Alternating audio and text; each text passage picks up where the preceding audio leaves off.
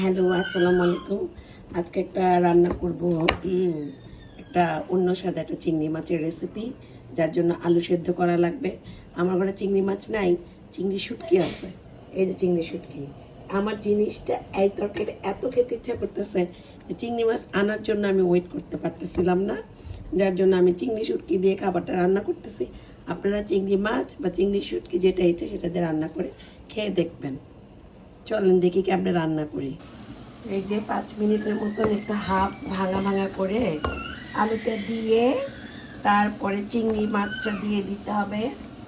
এখানে হলুদ, তারপরে দিব মরিচ, তারপরে দেব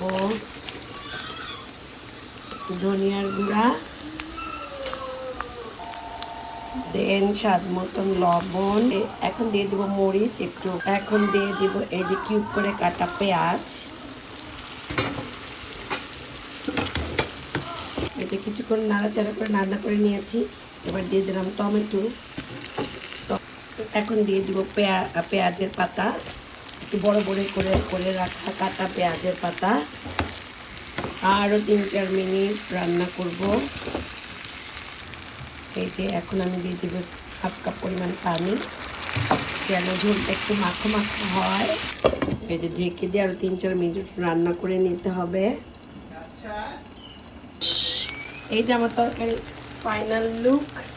এখন এই পর্যায়ে দিয়ে দিব ধনিয়া পাতা।